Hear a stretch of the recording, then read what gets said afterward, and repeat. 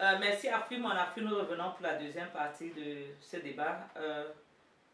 Monsieur Petit Ngoulé Benizer, quand on voit le nombre des Africains vivant à l'étranger et l'état de la situation économique dans les pays africains, peut-on dire que les gouvernements en Afrique n'aident pas leurs citoyens à revenir au Bercail investir, ou ce sont ces derniers qui choisissent de ne pas rentrer au Bercail? Parce qu'on sait quand même qu'il y en a aussi hein, qui se disent une fois partis qu'ils n'ont plus rien à faire de l'Afrique. Oui, c'est l'opinion générale que les gens se disent, mais en réalité, ce n'est pas vrai. Quand vous parlez à beaucoup de gens ici, nous qui sommes là depuis, il y a plein de gars ici qui sont là, qui sont citoyens américains, c'est vrai, les conditions nous ont amenés à accepter beaucoup de choses. Bon, il faut bien évoluer, il faut avancer. On ne peut pas rester là à attendre. Bon, déjà, ceux qui sont restés derrière, là, qui sont éduqués, n'ont pas de position des positions d'importance dans le gouvernement ou dans les compagnies. Bon, nous qui sommes formés à l'extérieur, où est-ce qu'on va nous mettre? C'est tout à fait logique si les gens pensent que nous ne voulons pas revenir, mais ce n'est pas vrai. Le problème, il y a beaucoup de problèmes, c'est vrai. Mais je ne vais pas tout mettre sur le gouvernement. La malchance que nous avons est que les systèmes chez nous, bon, tout est basé sur le gouvernement. C'est un peu comme la France. Tout passe, même les compagnies privées, le gouvernement doit avoir son droit dedans. Là, le gouvernement crée toutes les entreprises. L'exploitation minière, c'est le gouvernement. Les travaux, c'est le gouvernement. Les hôpitaux, c'est le gouvernement. Écoutez, le gouvernement fait ce qu'il doit faire, mais il faut que les partis civils aussi soient donnés l'opportunité de développer le pays, de pouvoir faire des choses. Mais bon, déjà, la corruption qui existe chez nous, qui est, ma foi, endémique, fait que les gens ne sont pas très motivés pour aller faire des choses. Pourquoi est-ce que je le dis? Parce que tu arrives au pays, il y a pas mal de gars qui sont rentrés, qui sont revenus. Pourquoi?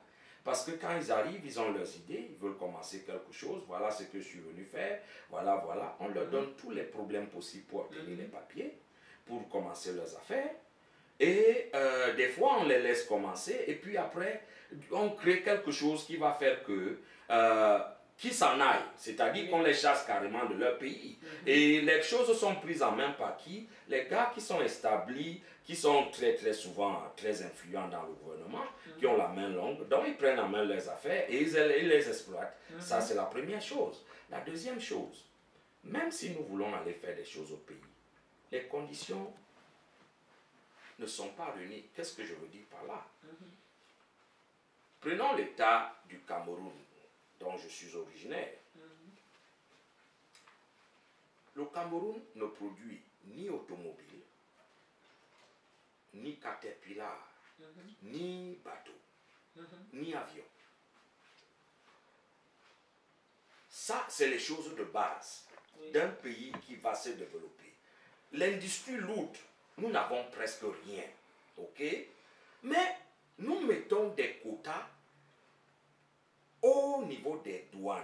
Ah, ça c'est un véritable problème. Hein? Parce que quelqu'un qui veut venir investir au pays, vous lui mettez autant de conditions à remplir pour amener des équipements au pays qui vont créer des boulots pour des gens pour qui vous ne créez pas des boulots. Ok? Vous leur mettez ces choses-là.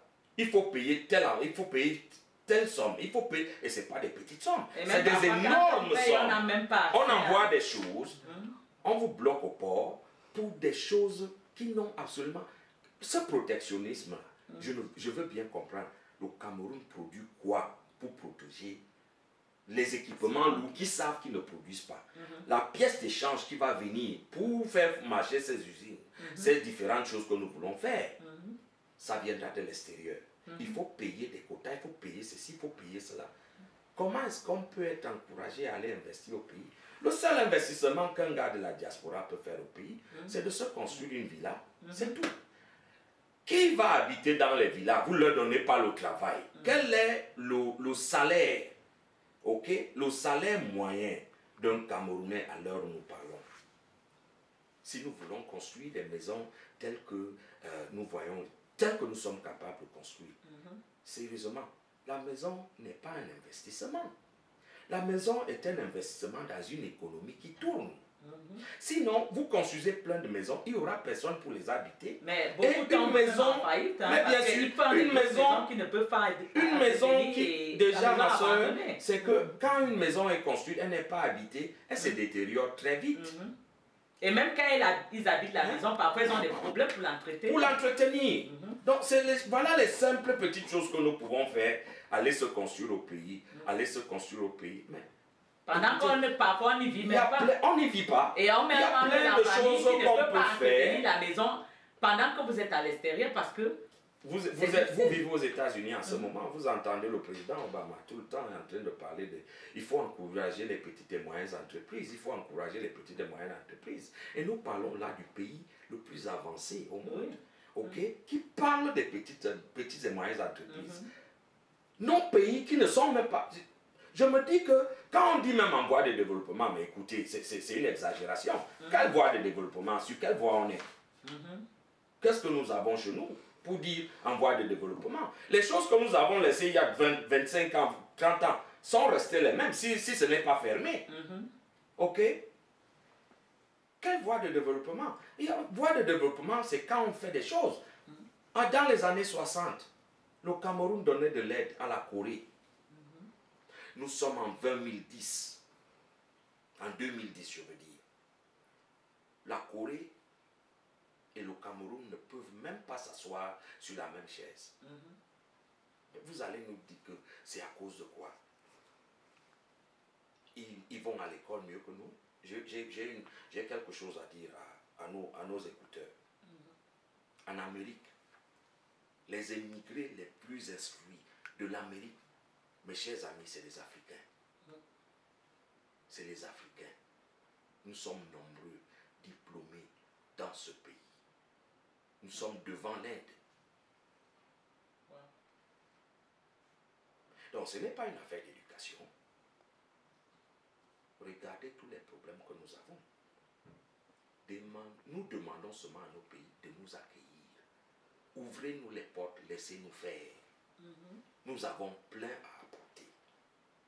Et en plus, nos pays gagneront. Pourquoi? Parce que ce que nous venons investir chez nous, c'est ce que nous avons gagné à l'extérieur. Ok? Nous avons déjà payé des taxes sur nos acquis. Quand nous amenons ça au Cameroun, c'est un gain. Et c'est en termes de milliards de francs CFA.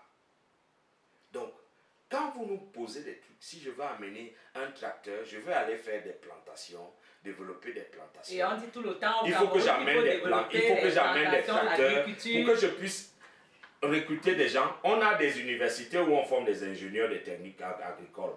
On a des techniciens agricoles. On a des ingénieurs agronomes. Est-ce que le gouvernement les emploie encore aujourd'hui? Non.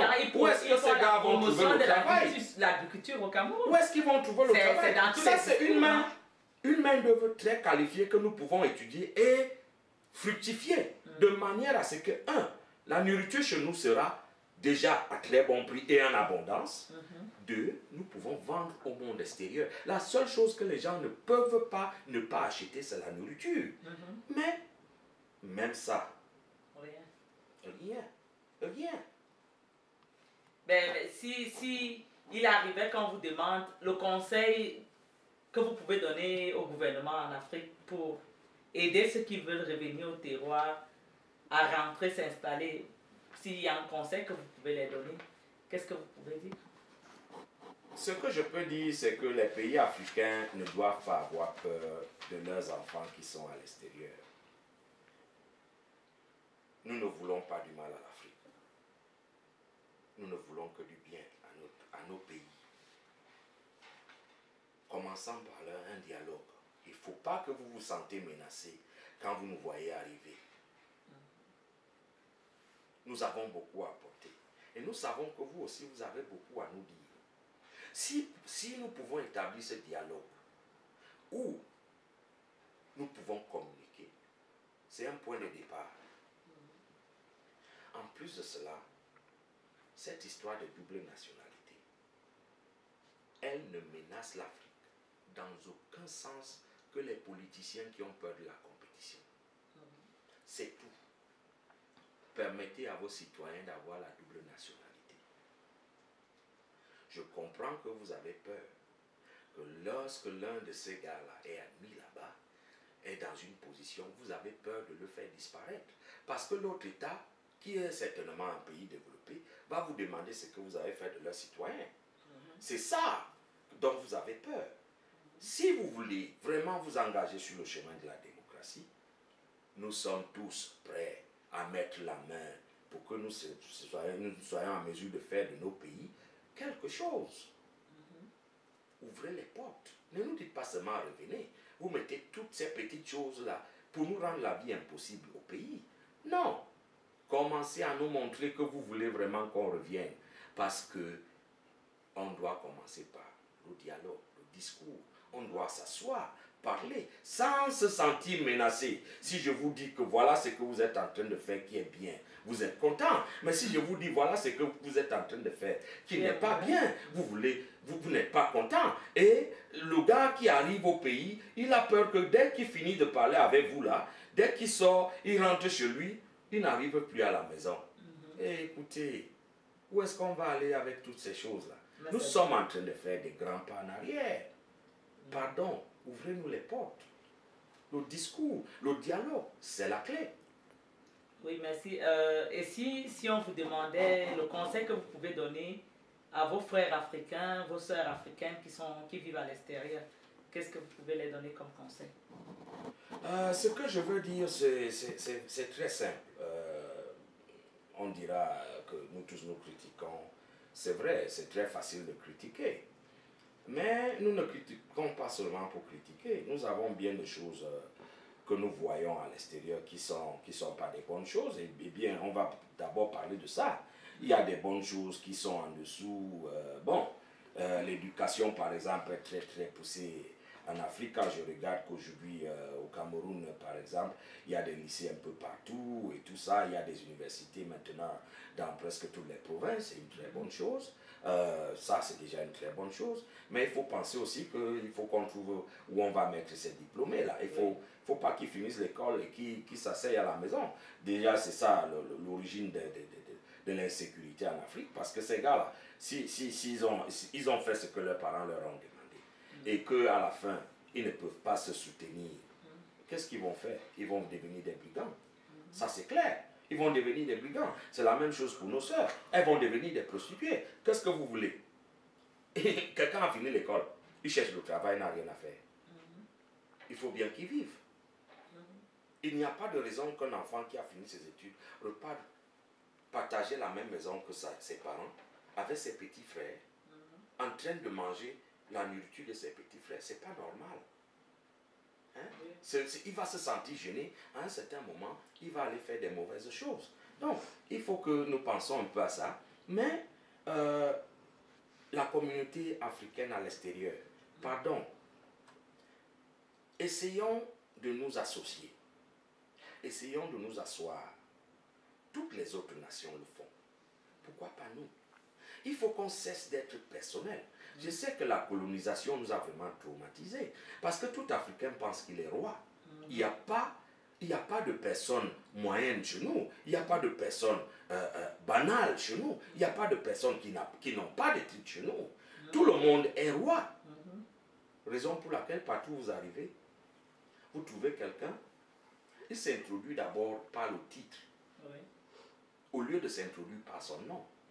Écoutez, le titre, c'est pour le travail. Docteur Cécile, c'est au boulot. Mais, en dehors du boulot, je suis un citoyen. Je suis un être humain. Je ne vais pas venir m'introduire en vous disant mes titres, ceci et cela. Je vous dirai mon nom. Je suis un être humain. Parlons au niveau de l'être humain. Voilà un autre grand problème que nous avons avec les Africains. C'est ce qui fait que nous avons ces particularités. Quand on s'assoit, ça devient des attaques. Oh, tu dis ceci parce que tu es cela. Ou bien, tu sais à qui tu parles. Tu sais, je parle à un être humain comme moi. Où est le problème? discussion des idées, laissons les attaques personnelles à côté. Les idées, c'est ça qui fait avancer un pays, c'est ça qui fait avancer un peuple. Et c'est ça qui amène même un peu la question quand on voit les relations entre les Africains à l'extérieur, je veux dire tant amitié, mariage, famille, vraiment comparé aux autres, est-ce que nous incarnons vraiment le modèle africain? C'est vrai que quand on sort de son pays, de son continent, on essaie de s'adapter au pays d'accueil, mais en même temps, on n'oublie pas qu'on est venu de quelque part. Je prends un exemple, quand on voit quand même les Espagnols, les Chinois et tous ces gens, ils vivent ici 50 ans, ils essaient de s'adapter au système de vie américain, mais ils n'oublient pas leur tradition, ils gardent quand même une tradition. Mais les Africains, qu'est-ce qui fait le problème? Quand on voit aujourd'hui, par exemple, les amitiés entre Africains, c'est tout un problème. Quand on prend le côté mariage, je crois que un journal dans l'État du Maryland a sorti l'ethnie qui a le pourcentage de divorces le plus élevé parmi les étrangers ici. Les Africains, nous sommes number one.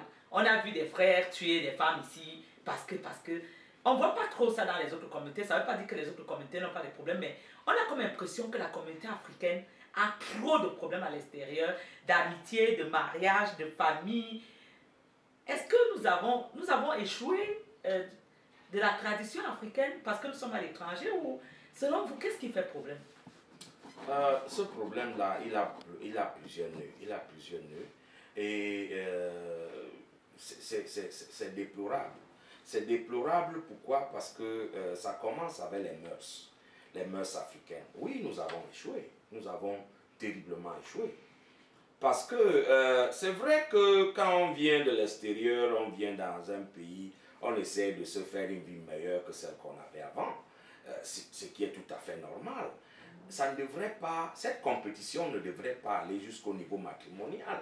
C'est-à-dire, quand quelqu'un est marié à sa femme, ça l'unité qui fait l'exemple dans une société, c'est quoi? C'est la famille. La famille commence par le père, la mère, et puis les enfants qui vont suivre. Ce n'est pas le modèle que les Africains ont emmené aux États-Unis ou dans les pays européens ou en Asie. Dans les pays comme le nôtre, ici aux États-Unis, où on dit c'est le pays d'opportunité, c'est vrai. Tout le monde peut avoir un petit boulot, tout le monde peut s'ouvrir un compte à la banque, tout le monde peut s'acheter une petite voiture, habiter un appartement. C'est cela. Mais lorsque nous arrivons ici, nous avons des difficultés à nous mettre ensemble parce que le mari et la femme n'ont pas le même agenda. Vous êtes mari et femme, mais l'agenda commun de l'homme et la femme qui doivent créer une famille solide n'est pas là. Chacun pense à sa famille. La femme se dit qu'elle est là pour sa famille. L'homme se dit, bon, ok, je vais établir ma famille avec ma femme et nous allons faire quelque chose. Mais lorsqu'il commence à voir les agissements de sa femme, il se dit, mais tiens, il paraît que je suis imbécile ici, il faut que je pense un peu plus au mien. Ce qui fait que l'unité du mariage n'est pas ça. Ce n'est pas ça aux États-Unis. On reste ensemble tant que chacun est bien, tant que les choses marchent. C'est-à-dire, je fais de l'argent, tu fais de l'argent, je peux m'occuper des miens, tu peux t'occuper des tiens. Le jour où l'un de nous ne peut pas le faire, eh bien, c'est la fin. C'est la fin. Et ce n'est pas seulement la fin où nous ne pouvons plus vivre ensemble, mais ça devient la fin parce que nous voulons nous faire du mal. Ça, encore, c'est une autre chose. Nous voulons nous faire du mal. Après moi, tu ne seras plus rien. C'est d'où vous voyez certains de nos frères ici tuent leurs femmes et vice-versa. Mais l'autre truc est que nous copions les mauvaises habitudes de l'Ouest. Les Asiatiques, comme vous avez dit, sont restés très traditionnalistes. Ils valuent leur tradition. Nous sommes arrivés, nous pensons que l'évolution, c'est-à-dire c'est embrasser la culture qui est sur place. Malheureusement, nous embrassons seulement le négatif. Oui. Nous n'embrassons pas ce qui est positif dans cette culture. C'est-à-dire promouvoir le travail, promouvoir la production.